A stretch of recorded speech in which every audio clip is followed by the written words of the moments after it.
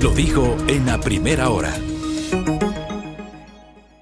Muy bien, recta final de nuestro espacio de noticias, 8 de la mañana con 43 minutos. Diario El Comercio publicaba ayer que el alcalde de Quito pedirá la nulidad del concurso de rutas y prevé un plan.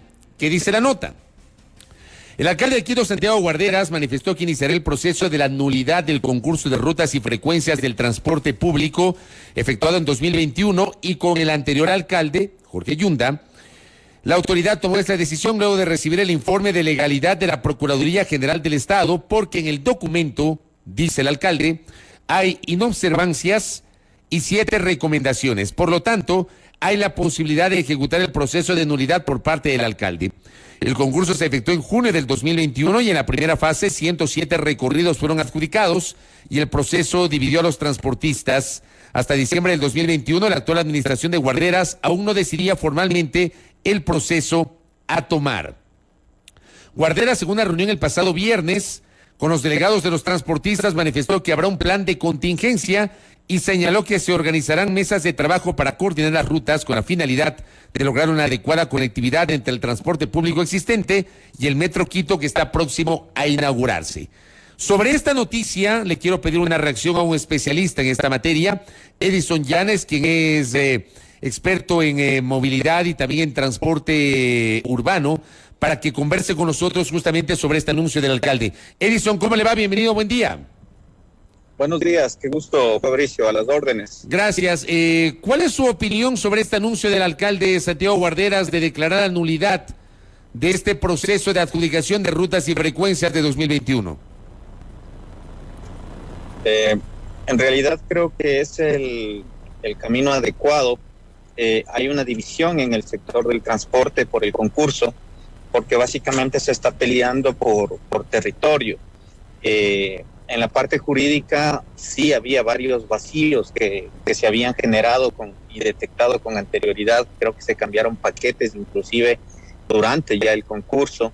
Se habían generado un tema de cambiar condiciones de los pliegos, pero sobre todo había mucho perjuicio para la ciudad porque el origen o el modelo como se planificó el concurso de forma original era buscando que lleguen operadores internacionales para que si algún operador de superficie no desea brindar un servicio de calidad como exigía los pliegos originales del concurso, sea reemplazado por operadores internacionales. Esto, si bien es cierto, disgustaba a los operadores de superficie, pero era absolutamente necesario y considero que sigue siendo absolutamente necesario porque la ciudad necesita un transporte de calidad en superficie cuando Metro de Quito opere. En la parte técnica, en la parte de estructuración, el concurso sí sufrió varias falencias, no hubo un acuerdo técnico, puesto que había rutas de buses en donde supuestamente iba a haber 3,000 viajes diarios, lo cual no existe en ninguna parte de Latinoamérica, y había otras zonas donde se pedía buses articulados con demandas muy bajas, entonces los indicadores no estaban adecuados y sobre todo como el tema era de un pago por servicio, el pago por servicio no era el mismo para toda la ciudad, sino que de una manera totalmente descoordinada se había generado un tema de que el pago por servicio tiene diferentes valores dependiendo en qué sector de la ciudad te encuentres o si la ruta es más larga o más corta. El costo del pago por servicio era diferente, buscando un tema de igualdad en el modelo de distribución de caja común, lo cual es un error porque la caja común es por equidad y no por igualdad. Y el otro punto que también hacía que el concurso no sea viable es que no estaba o no está todavía hasta la actualidad configurado el fideicomiso que recaude todo el dinero de los ingresos de pasajes de la ciudad. Y tampoco está configurado el fondo de transporte, que el fondo de transporte lo que permite es garantizar la sostenibilidad del servicio y de esa forma que se pueda migrar a buses eléctricos. De hecho, en el concurso se indica que la flota eléctrica debe estar en un 10% al año de haber firmado los contratos. Nada de eso se ha logrado. Eso le va a preguntar. Yo no tengo conocimiento de que haya una flota eléctrica en Quito. No sé si hay compañías o hay empresas que ya tienen buses eléctricos. No, ninguna. O sea, de hecho, en el pliego original se decía que la oferta tiene que presentarse con la carta de compromisos de compra de los buses eléctricos, con el proveedor de los vehículos que esté ya certificado de que realmente cuando se logre el concurso sea adjudicado, ese compromiso de compra se ejecute.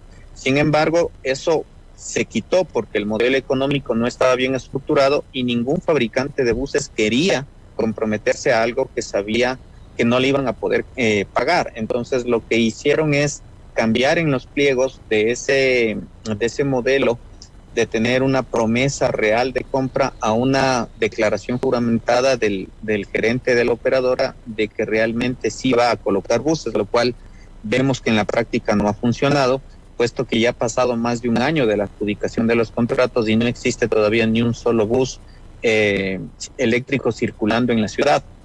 Claro que se puede decir que no hay buses circulando porque no hay fideicomiso o porque no hay el Fondo Metropolitano de Transporte, pero de igual forma uno se da cuenta de que la pelea que existe hoy día entre los que fueron adjudicados y los que no es realmente una lucha de territorio en realidad, ¿no? Porque hay zonas que no fueron licitadas y que licitaron otros grupos que están reclamando ese derecho, creo que con justa razón, pero sin embargo en la parte técnica realmente iba a ser totalmente inviable que el concurso se pueda sostener. Oiga, pero lo que usted está diciendo refleja el eterno problema en la asignación de rutas y frecuencias, que hay rutas y frecuencias que son más apetecidas que otras, unas que son más rentables que otras, y al final es el usuario el que sale perdiendo, Edison.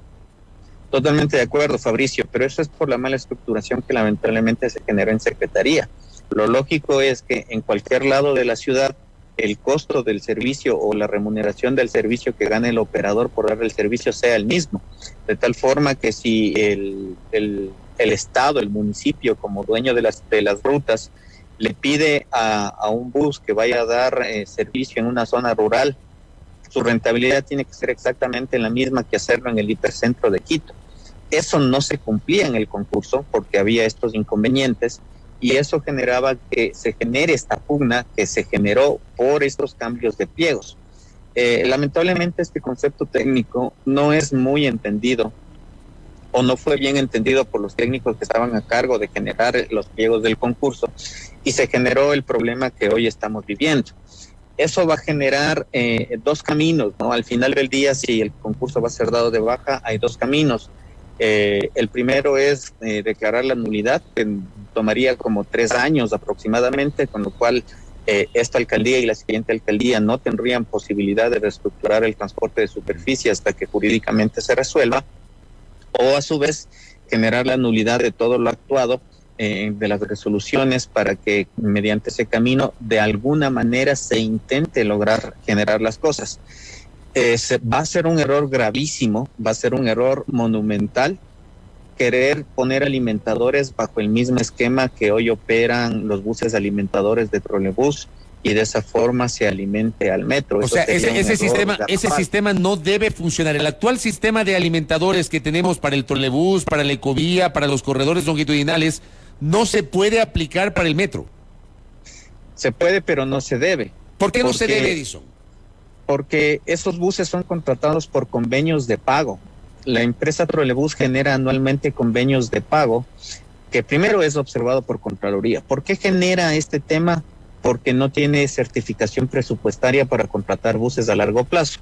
Al no haber buses contratados a largo plazo, los propietarios dicen, ¿cómo pongo yo un bus eléctrico si no sé si al año siguiente me van a contratar y no? Y cada año, lamentablemente cada año, los propietarios o los operadores de buses tienen que ir a negociar con Trolebús el precio del valor a ser pagado o el precio de kilómetro, cuando eso debería estar determinado por la Secretaría. Entonces, lo único que estamos garantizando ahí es que buses eléctricos no haya en Quito en las siguientes administraciones, o por lo menos hasta que esta se termine y la nueva alcaldía venga a solucionar y dé una solución real a este problema que debería generarse. La base de la ordenanza para el concurso está. Hay que cambiarle desde el nombre. Rutas y frecuencias es un modelo demasiado antiguo de los años 80. Hoy en día se habla siempre de redes de transporte que den servicio a los ciudadanos. El servicio es lo principal. Entonces hay que generar todo un nuevo modelo en donde el concurso permita tener la misma remuneración de servicio, no importa qué lado de la ciudad esté. Esto normalmente se genera con una delegación a largo plazo o con una APP, en donde vengan empresas internacionales y digan, ok, yo tengo la certeza de que el Estado tiene el presupuesto para pagarme 10 años y pongo buses eléctricos, buses de hidrógeno, buses a gas, que permita tener energía limpia en Quito y obviamente el servicio sea remunerado y no sea la ganancia por pasajero como es hoy en día. Por eso es que los buses corren en superficie y los buses no ven gente, ven monedas. Entonces los choferes ven a un niño que paga media tarifa, a un adulto mayor que paga media tarifa y no le pagan porque no están viendo clientes, ven monedas. Entonces mientras ese modelo de monedas no sea cambiado, pues lamentablemente el mal servicio va a imperar en la ciudad y podrán venir buses con filo de oro, buses con aire acondicionado, pero el maltrato a la ciudadanía va a seguir siendo exactamente el mismo, porque el modelo de gestión es el que está equivocado. Entonces el concurso y la ordenanza da la base para eso. La Secretaría tiene que hacer muchísimo trabajo. No se trata de hacer en los mapas nuevos trazados de rutas o estar en el escritorio dibujando por dónde va a ir el bus, sino que realmente tienen que empezar a trabajar en que el modelo de gestión cambie, que el operador de transporte lo reciba, y si el operador de transporte es adjudicado a una zona, a cambio tenga sanciones muy fuertes. Ya va a tener estabilidad financiera, pero se necesita sanciones muy fuertes. Un bus está sucio, listo, $100 de multa.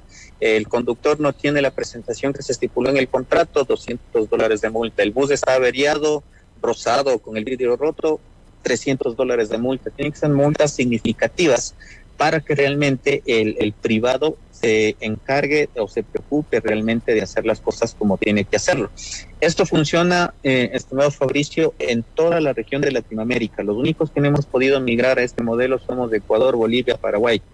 El resto ya están en estos modelos desde hace más de 15, 20 años y nosotros seguimos intentando inventar el agua tibia, perdón el término tan coloquial, pero no hemos logrado hacer las cosas. Esperemos que con esta decisión del municipio, la Secretaría logre retomar las cosas bien y podamos tener realmente un concurso y un servicio de rutas muy adecuado. Mira, yo lo que me pongo a pensar con esto que usted está señalando, me preocupa enormemente el tema del metro, porque la semana anterior hablamos con el alcalde metropolitano aquí en este espacio y él ha ratificado justamente el tercer trimestre, los últimos 3 meses del año, viene a ser el cuarto trimestre del año. En el curso del último trimestre del año, el funcionamiento del metro hasta diciembre. Pero el metro no podría funcionar si no está listo todo el sistema de alimentadores, y con esto es muy probable que haya el riesgo de un retraso, Edison. A ver, puede funcionar, pero sin la demanda de los 400,000 pasajeros. Cuando se decía el cálculo de que Metro va a tener más de 400,000 pasajeros y que con eso estaba cubierto todo el costo de operación, realmente me daba ternura escuchar esos cálculos porque son incorrectos. Hay media tarifa en el país, hay integración. Las ofertas de Metro fueron presentadas con 160,000 viajes, no fueron presentadas con 400,000. Entonces, pues obviamente toda esa información hace ver que el metro no va a operar de manera adecuada. Sin embargo, los cronogramas de obras de Metro de Quito están listos para febrero del 2023. Es decir, hay 2 ítems principales que no están todavía listos para el funcionamiento en diciembre. El uno es del sistema de recaudo y el otro es del sistema de señalización ferroviaria. Entonces, sin un medio de pago electrónico y sin semáforos, por ponerlo de manera coloquial, pues va a ser muy difícil que el metro opere en diciembre. Sería como inaugurar la 10 de agosto, pero sin semáforos. Correcto, Edison. Le agradezco mucho por el tiempo. Veamos qué mismo se resuelve con el tema de la nulidad del proceso ese de adjudicación de rutas. Muy amable, Edison. A las órdenes, Fabricio, un gusto. Muy gentil. Edison Llanes, especialista en transporte y movilidad con estas preocupaciones. Hay evidentemente temores, preocupaciones sobre lo que puede pasar con el metro. La asignación de rutas y frecuencias ha sido un problema histórico en Quito, histórico, y ha estado metida la política ahí. El tema de la política también ha estado metido, intereses de los alcaldes de turno, intereses de los concejales de turno, de las autoridades vinculadas al sector de movilidad. Esto de que hay rutas que son mucho más rentables que otras y más apetecidas que otras es un cuento de nunca acabar, y al final es el ciudadano, el usuario, el que paga los platos rotos. En una ciudad en donde el 70% se moviliza en transporte público. Para los que creen que solamente que todo el mundo tiene auto, el 70% se moviliza en bus. Apenas el 30% de los habitantes de Quito tiene vehículo propio. Es una realidad la que vivimos en la capital. 8:59 en la primera hora. Primera plana. Todas las noticias, todas las voces.